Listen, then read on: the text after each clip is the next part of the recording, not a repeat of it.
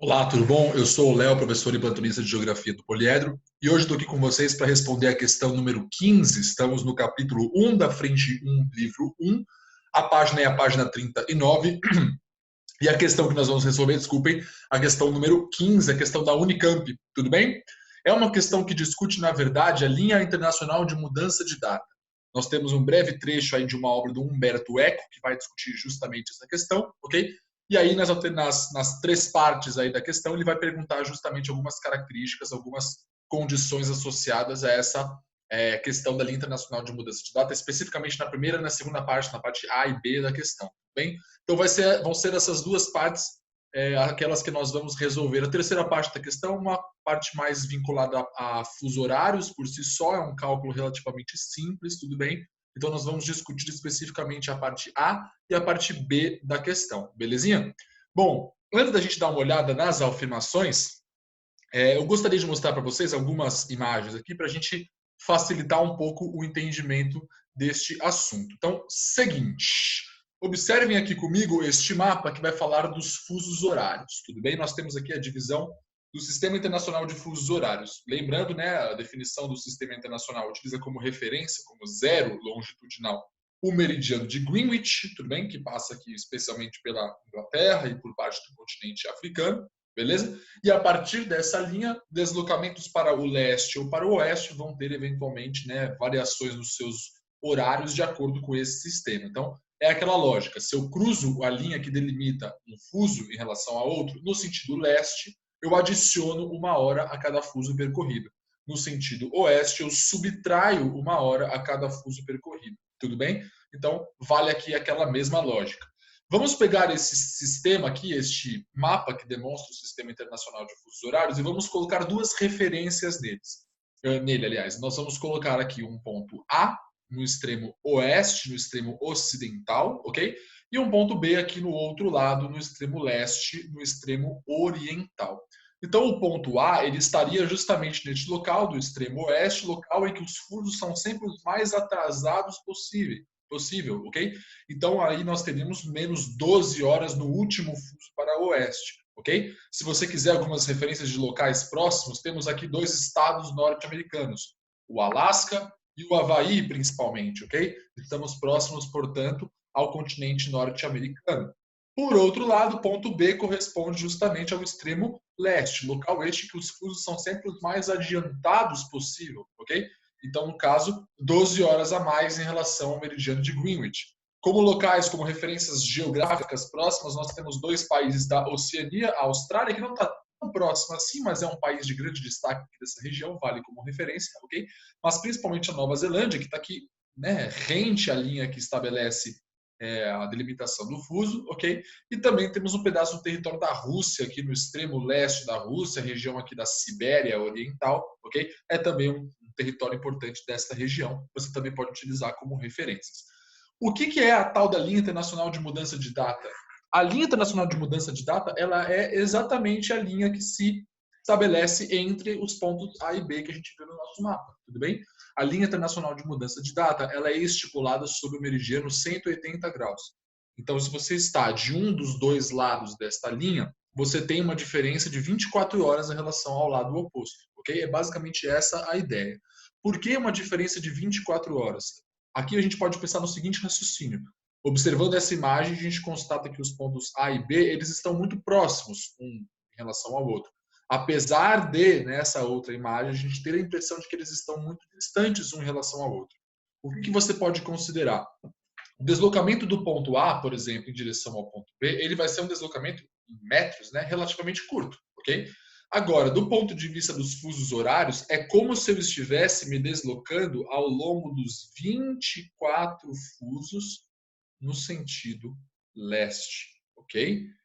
Então, um deslocamento do ponto A para o ponto B, apesar de, ao observar nessa imagem, você pensar num deslocamento para o oeste, ok?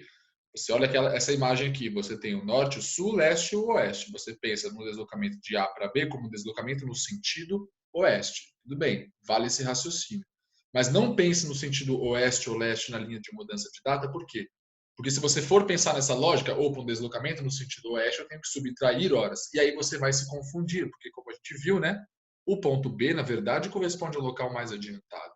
Então, a sugestão que eu te dou é a seguinte: se preocupe menos com a ideia de leste e de oeste. Se preocupe mais em tentar identificar alguma referência que te permita identificar se eu estou no lado mais adiantado ou mais atrasado. Por exemplo, se uma questão te coloca um mapa como este, você sabe que o ponto A, por estar mais próximo à América do Norte, é um local em que o fuso horário é o mais atrasado. O ponto B, por outro lado, próximo à Oceania e à Ásia, opa, é um local justamente que os fusos são os mais adiantados, tudo bem?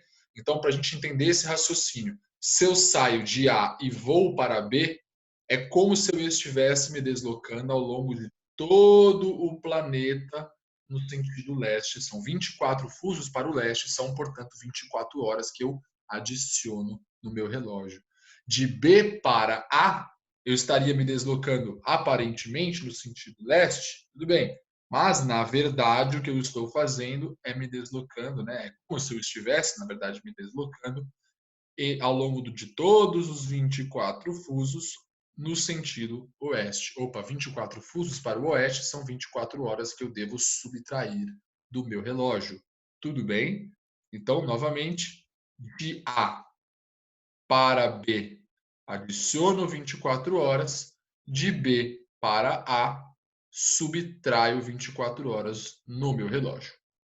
Beleza, gente? Vamos dar uma olhadinha então na questão novamente, para a gente chegar a alguma conclusão. Vamos primeiro ler esse texto aí. Se a Terra emprega 24 horas para girar em torno do seu eixo, começa a ocidente do 180º meridiano um novo dia. E a oriente temos ainda o dia anterior, meia-noite de sexta aqui no navio é meia-noite de quinta lá na ilha. Se da América para a Ásia viajas, perdes um dia. Se no sentido contrário viajas, né, da Ásia para a América, ganhas um dia. Eis o motivo porque o navio Daphne percorreu o caminho da Ásia e vós estúpidos, o caminho da América. Tu és agora um dia mais velho do que eu. Não é engraçado? Se já é engraçado ou não, depende do ponto de vista. Mas, de qualquer forma, vamos dar uma olhada na primeira parte, então. Por que os marinheiros que viajam da América para a Ásia ficaram um dia mais velhos do que aqueles que viajaram no navio Daphne? Bom, da América para a Ásia. Voltemos àquela imagem. Da América para a Ásia é aquele trajeto em que eu tenho que subtrair 24 horas do meu relógio. Aliás, desculpem, eu tenho que adicionar 24 horas no meu relógio. Peço perdão pelo equívoco. Eu estou saindo do local em que o fuso é o mais atrasado e indo para o local em que o fuso é o mais adiantado. Então, da América para a Ásia, é como se eu estivesse adiantando 24 horas no meu relógio. Então, supondo, né? Vou olhar no meu relógio agora, vamos supor que agora são 13h30 da tarde, tudo bem? 13h30 da tarde, de uma sexta-feira. Se eu tiver que adicionar 24 horas no meu relógio, é como se eu estivesse pulando para as 3h30 da tarde do sábado, né? No caso, do dia seguinte. Então, essas 24 horas aqui eu perdi. Eu não vivi esse período de tempo, ok? É como se eu perdesse um dia, tudo bem? Eu fiquei um dia mais velho do que eu era. Eu pulei para o dia seguinte. É meio abstrata a ideia, mas seria isso, tudo bem? Então, os marinheiros que viajam da América para a Ásia, eles perdem o dia, ou eles ficam um dia mais velhos por conta disso. Se eu faço o caminho contrário, é como se eu voltasse no tempo, okay? É como se eu voltasse para o dia anterior. Eu tenho que subtrair 24 horas. Então, fazendo esse trajeto agora, eu teria que voltar às 3 horas e 30 minutos da quinta-feira, do dia de ontem, ok? Então, eu ganharia um dia, eu tenho uma nova chance de viver aquele dia, ó, que coisa romântica e bonita. Tudo bem? Então, é mais ou menos esse o raciocínio, certo? Se da América para a Ásia eu viajo, tudo bem? Eu fico um dia mais velho do que aqueles que fazem o trajeto no sentido contrário, porque eles estão ganhando esse dia. Na segunda parte, ele pergunta por que no navio Daphne é meia-noite de sexta e na ilha é meia-noite de quinta? O que você pode colocar? Aqui você pode usar aquelas referências visuais. Você pode falar, bom, se no navio Daphne eu tenho 24 horas a mais em comparação à ilha, eu posso falar que o navio Daphne encontra-se no lado mais adiantado, ou seja, no lado asiático, ok? Enquanto a ilha encontra-se do outro lado. Então você poderia falar o seguinte: o navio Daphne encontra-se no lado mais próximo à Ásia ou à Oceania em relação à linha internacional de mudança de data, o que confere a essa região um horário mais adiantado, portanto, um dia a mais em comparação ao outro lado, próximo à América do Norte, local este em que se encontra a ilha. Tudo bem? Beleza, gente? Como eu tinha comentado, a terceira parte da questão não tem muito a ver com essa mesma discussão de de linha internacional de mudança de data, é uma questão mais tranquila de realizar, pensando naquela lógica dos fusos horários, tudo bem? Então a gente vai ficando por aqui. Espero ter ajudado, bons estudos para você e até a próxima.